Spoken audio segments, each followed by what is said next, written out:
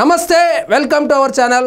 మన మాజీ మంత్రి, నగరి మాజీ శాసనసభ్యురాలైనటువంటి ఆర్కే రోజా గాలి భానుప్రకాష్ నాయుడు చేతిలో ఓడిపోయి నగరిని గాలి కొదిలేసి వారాంతరాల్లో చెన్నైలో, మిగిలిన రోజులైతే హైదరాబాదులో షూటింగ్ చేసుకుంటూ బిజీగా ఉంటూ ఎప్పుడో ఒకప్పుడు తాడేపల్లి నుంచి ఒక స్క్రిప్ట్ వస్తే దాన్ని ప్రెస్ మీట్ పెట్టి ఏమంటుంది, ఆంధ్రప్రదేశ్లో ఏం జరుగుతుంది, అసలు 12 నెలల్లో కూటమి ప్రభుత్వం ఆంధ్రప్రదేశ్కు ఏం చేసింది, ఆడవాళ్లకు భద్రత ఎక్కడుంది, శాంతి భద్రతలు క్షీణించింది అని పెద్ద పెద్ద పెద్ద పెద్ద మాటలు మాట్లాడుతుంది.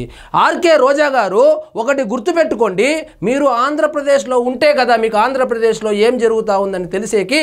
మనం ఆంధ్రప్రదేశ్లోనే లేకపోతే ఉంటే చెన్నై, లేకపోతే హైదరాబాద్ షూటింగు. కాబట్టి నేను నీకు ఈరోజు ట్యూషన్ తీసుకుంటాను. ఆంధ్రప్రదేశ్లో గత 12 నెలలుగా ఏం జరిగింది అనేది నా స్టైల్లో నీకు వివరించే ప్రయత్నం చేస్తాను. దయచేసి విను. ప్రతిసారి తాడేపల్లి నుంచి వచ్చేటువంటి ఆ సిట్టా పట్టుకొని చదివితే బకరా అయిపోతావు. ఆల్రెడీ నువ్వు బకరానే అనుకో. ఇక్కడ చూడండి ఏమంటుందో, పవన్ నిద్రపోతున్నాడా, హామీల అమలు ఏమైంది, విద్యుత్ ఛార్జీలు ఎందుకు పెంచారు, రైతులు విద్యార్థులకు మోసం, 1,00,000 కోట్ల అప్పు సుపరిపాలన, పవన్ ఎందుకు మాట్లాడట్లేదు, ఎవరెక్కడ పోతే నాకేంటనేలా ఆయన వైఖరి. రోజా సంచలన కామెంట్స్ అంట. ఇక్కడ చూడండి, ఈ క్రమంలోనే కూటమి ప్రభుత్వ ఏడాది పాలన, డిప్యూటీ సీఎం పవన్ కళ్యాణ్ పై మాజీ మంత్రి రోజా తీవ్ర స్థాయిలో విమర్శలు గుప్పించారు. నీకు ఏం తెలుసు అసలు, చీఫ్ మినిస్టర్ ఏం చేస్తున్నాడు, డిప్యూటీ చీఫ్ మినిస్టర్ ఏం చేస్తున్నాడు, మిగిలిన మంత్రులు ఏం చేస్తా ఉన్నారని ఆంధ్రలో ఉంటేగా తెలిసేది. నువ్వేమో షూటింగ్లకు వెళ్తావు, మీ అన్నేమో పక్క రాష్ట్రాల్లోకి వెళ్ళి సేద తీరుతాడు. ఇప్పుడు నేను గత 12 నెలలుగా ఆంధ్రప్రదేశ్లో ఏమి జరిగిందని నేను మీకు వివరిస్తాను. చూడండి రోజా మేడం గారు, ఇక్కడ చూడండి ఆర్కే రోజా గారు, 4,000 రూపాయల పెన్షన్. 4,000 రూపాయల పెన్షన్ ఎవరు ఇస్తున్నారు? 4,000 రూపాయల పెన్షను మీ ఆయన సెల్వమణి గారు ఏమైనా ఇస్తా ఉన్నారా? అధికారంలోకి వచ్చినటువంటి మొదటి రోజు నుంచే 4,000 రూపాయలు పెన్షన్ ఇస్తున్న మాట వాస్తవం కాదా? ఆ విషయం నీకు తెలీదా? తెలుసు, కానీ స్క్రిప్ట్లో అది లేదు. అదేవిధంగా ఉచిత సిలిండర్లు ఎవరు పంచుతున్నారు? మీ అన్నదమ్ములు శ్యాంప్రసాద్ రెడ్డి, కుమారస్వామి ఏమైనా రియల్ ఎస్టేట్లో సంపాదించిన డబ్బులు తీసుకొచ్చి ఆంధ్రప్రదేశ్లో ఉచిత సిలిండర్లు పంచుతున్నాడా? కాదు కదా, కూటమి ప్రభుత్వమే కదా ఇస్తా ఉండేది. మరి ఏం చేయలేదంటావు? తల్లికి వందనం అని 67,27,000 మంది తల్లుల అకౌంట్లో 15,000 రూపాయలు జమ చేసింది మీ జగన్మోహన్ రెడ్డి గారు. ఏమైనా ఇడుపులపాయలో వ్యవసాయం చేసి వచ్చిన డబ్బులు ఏమైనా వేశాడా? కాదు కదా, కూటమి ప్రభుత్వమే కదా చేసింది. మరి ఏం చేయలేదంటావే? అన్నా క్యాంటీన్లలో పేదవాడికి కేవలం 5 రూపాయలకే కడుపు నింపుతున్నది నువ్వేమైనా చెన్నై నుంచి వండి వార్చి పంపిస్తున్నావా?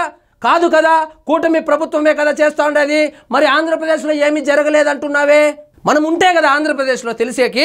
ఇక పంచాయతీ రాజుకు సంబంధించి గ్రామాల్లో ఏ గ్రామంలో చూసినా సీసీ రోడ్లు వేస్తున్నారు. ఎవరు వేస్తున్నారు? మీ పెద్దిరెడ్డి రామచంద్రారెడ్డి ఏమైనా వేస్తున్నాడా? లేదు కదా, కూటమి ప్రభుత్వమే కదా వేస్తుంది. మరి ఏమి జరగలేదని ఎలా చెప్తావు? అమరావతి నిర్మాణాన్ని మీ వర్కింగ్ ప్రెసిడెంట్ సజ్జల రామకృష్ణారెడ్డి ఏమైనా కడుతున్నాడా? లేదు కదా, కూటమి ప్రభుత్వమే కదా కడుతుంది. మరి ఏం చేయడం లేదని ఎలా చెప్తావు? పోలవరం ప్రాజెక్టుని అంబటి రాంబాబు ఏమైనా రాత్రిపూట వ్యవసాయం చేసి కడుతున్నాడా? కూటమి ప్రభుత్వమే కదా కడుతుంది. మరి ఏం జరగలేదని చెబుతున్నావే? డిఎస్సి నోటిఫికేషన్ ఇచ్చి దాన్ని ముందుకు తీసుకెళ్తా ఉన్నారు. దాన్ని మీ బొత్స సత్యనారాయణ ఏమైనా ఇచ్చినాడా? లేదు కదా, కూటమి ప్రభుత్వమే కదా ఇచ్చింది. R&B రోడ్లు వేస్తా ఉన్నారు, దాన్నేం మీ కొడాలి నాని వేయడం లేదు కదా, కూటమి ప్రభుత్వమే కదా చేస్తూ ఉండేది. మరి ఏమి చేయలేదంటావే? ఆంధ్రప్రదేశ్కి ఇన్వెస్ట్మెంట్లు ఏరులై పారుతున్నాయి. వాటినేమైనా నీ అభిమాన నాయకుడైనటువంటి బైరెడ్డి సిద్ధార్థ రెడ్డి తెస్తున్నాడా? లేదు కదా, కూటమి ప్రభుత్వమే కదా చేస్తూ ఉంది. అంతెందుకు, మీ జగన్మోహన్ రెడ్డి గారు రాష్ట్రాన్ని తాకట్టు పెట్టి అప్పులు చేసిపోయిన దానికి వడ్డీ ఎవరు కడుతున్నారు? రాజశేఖర్ రెడ్డి ఏమైనా కడుతున్నాడా?